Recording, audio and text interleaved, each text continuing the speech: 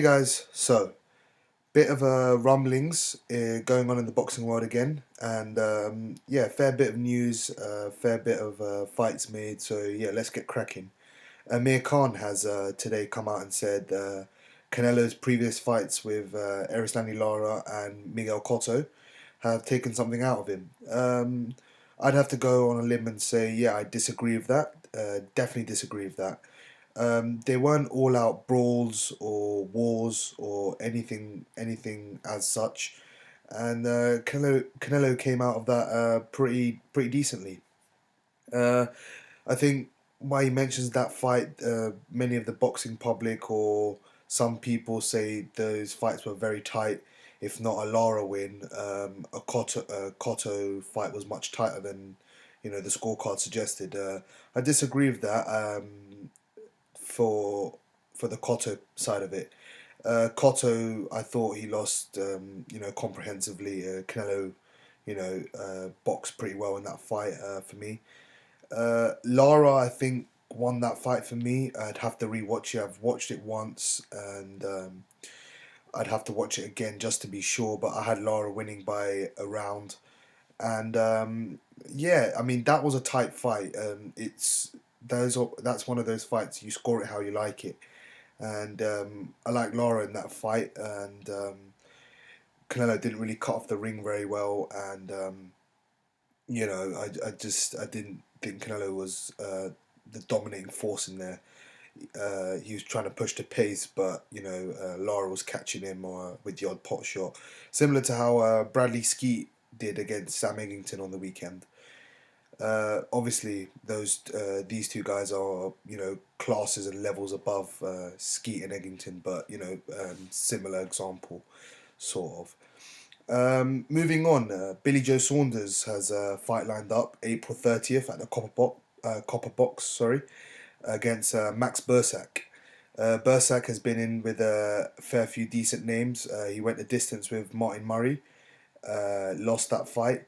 He lost to Zach Dunn, who is the IBO champion at super middleweight. I'm not sure if he holds the belt anymore. He was in the running to face Andre Ward before he faced Paul Smith. He's decent Australian. Also, he beat Nick Blackwell, so he's been in with decent opposition. I think he's fluctuated between middleweight and super middleweight, and yeah, I'd. It's not a great fight for me. I mean, Billy Joe, loves this kind of opponent. He can box, move, angles, use his jab. He can do everything he pleases in this fight. The Andy Lee fight was a much better fight, of course, for me as a boxing fan, as a UK fan, and yeah, I don't see that he benefits anything out of this apart from staying in shape, keeping active. Doesn't really benefit having Max Bursak's name on his record, really. So yeah, that's just my opinion.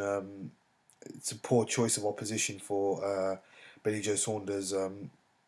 Frank Warren, I'd assume he wants Billy Joe to hold on to the title as long as he can and then maybe cash out against GGG.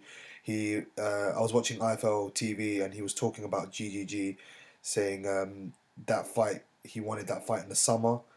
That fight, I can't see it happening. I think Billy Joe wants astronomical money that he isn't going to justify, or he can't justify even. And don't get me wrong, Billy Joe Saunders is a fantastic fighter. I really like Billy Joe Saunders, but for 4 or 5 mil to fight GGG over here in the UK, I can't see it. Don't think he's worth that. He's not a pay-per-view fight either, so it makes it tough for Frank Warren to deliver that fight for him. It's an easy fight to make, but in terms of money-wise and financials that Billy Joe wants, it's not viable at the moment. Do I think he can give GGG problems on a side note? Yes, I do. I do think he can. Willie Monroe Jr. gave him a fair few problems. I know people. They've always been saying that GGG let him go in the second round, but I wouldn't say. It's hard to say that. I don't know. But GGG is much slicker, a much better operator than Willie Monroe Jr. Sorry. So yeah, I do see him giving a fair few problems. Do I think he could beat GGG? No, I think he give him problems. I'll note that. Um, GGG will probably win that fight late stoppage, but Billy Joe Saunders got a really good chin. So we'll see on that fight if that fight does ever happen. Moving on, Lee Selby said today that he'd outbox Carl Frampton.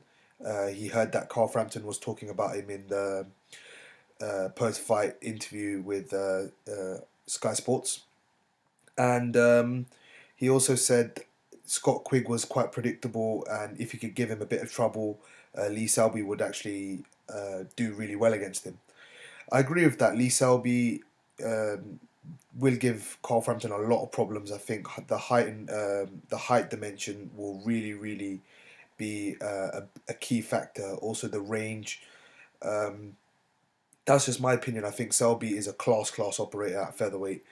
I think I'd go as far to put him maybe as the second or third best featherweight in the world. Um, Definitely inside the top four, the four champions that currently hold belts at featherweight.